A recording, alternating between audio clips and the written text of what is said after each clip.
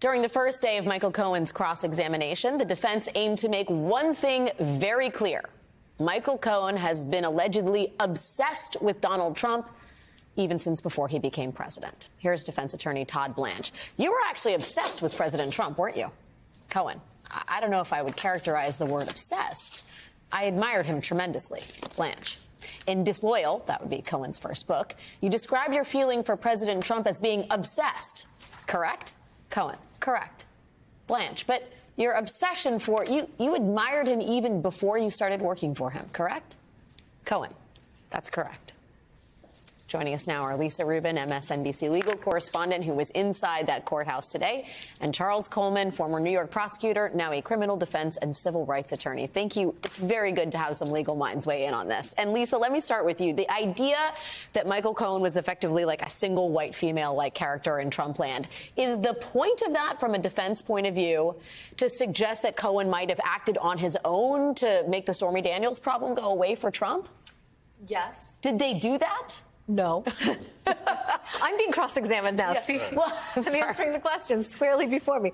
No, I don't think they did, Alex. I think they were trying to both show he was motivated to do it alone, and he was so obsessed with Trump that having been spurned by him, he is engaging in a scorched earth strategy to make the man's life miserable in a way that's undeserving of whatever Trump has done that could be criminally charged. And I don't think they succeeded. I wrote down, after reading the cross-examination, all the different themes that they floated today, and not a single one of them was a winner, at least today on this cross. He's media hungry, but he was before, too.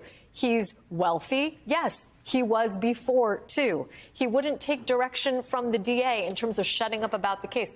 Okay, but does that make him not credible? He was a leaker. They insinuated that he was leaking information to the press, and they never got anywhere with that. So unless they can establish that that actually happened and that he was destructive to the DA's case, I'm not sure where that goes. He's an incentivized witness because he dislikes Trump. He's also a person who was the only person who served jail time for crimes related to the ones that are being charged.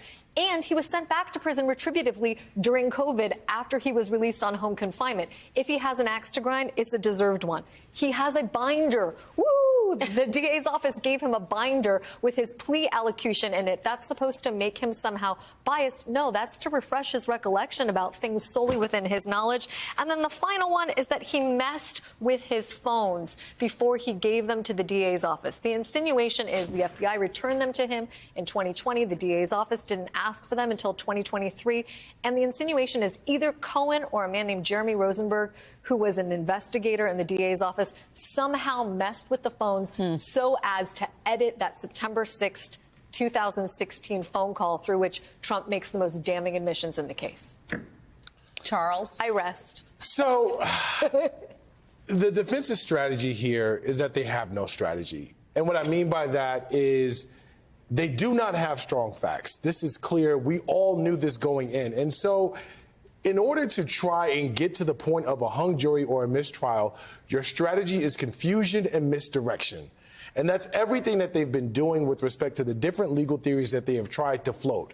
Now, I have been one as an attorney who is loath to critique and criticize other attorneys in terms of how they try cases. But we are at the point where I can honestly say that Todd Blanche may be in over his head because this is state court. And I want to point that out. He has spent a lot of his career as a federal prosecutor. That is very different than being a criminal defense attorney in state court, primarily because as a federal prosecutor, you do not try many cases. You settle cases a lot. And in the cases that you actually try, many of the defendants do not testify. So quite frankly, you are not as used to cross-examination as you would be if you were an attorney who practices in state court. That's the value of what we're talking about. So I think that in terms of Donald Trump's federal cases, he might be the guy. But in this situation right now, I feel like Necklace would have been a much better choice to conduct this cross-examination. Can I ask just, I mean, I don't just want to over-determine this because I watched this, you know, I was there in the courthouse in the overflow room during cross. I find myself having a hard time following it, but also I'm not the median juror, right? So the one thing that was clear to me and did seem effective is Cohen seemed shifty. I mean, he did. He was taking sips of water. He basically seemed like he was I would describe him as squirrely, right? And confronted with things that he had in the past, there were moments where you felt like he was reluctantly maybe getting to the truth, but not particularly like forthcoming. Does that add up to them eviscerating any of the core facts? No. Does it, to my mind, defeat the burden or get at the burden? No. But I'm just curious what you thought as someone who's also watching it, like how much that matters, whether that's enough to get you where you need to go. I actually thought Cohen's worst moment of the day was on direct, but I don't know how many people appreciated it. At the civil fraud trial where Cohen testified, he was asked about the plea he took before Judge Pauley in the Southern District. And he has insisted since then that actually, while he pled guilty to tax evasion, he didn't really commit the crime. And he was asked by Alina Habba, basically, were you lying then or are you lying now? And he said squarely on the stand there, I was lying. Yes. When asked to explain that testimony today, on the other hand, Cohen gave him a very different answer. And he basically said, well, I'm not contesting the facts, but I didn't like the process. That's not going to play well on cross with a well-prepped cross-examiner. Correct. But Chris, to your point, ultimately, I think a lot of that depends on the characterization that the prosecution tries to put forward about him on summation.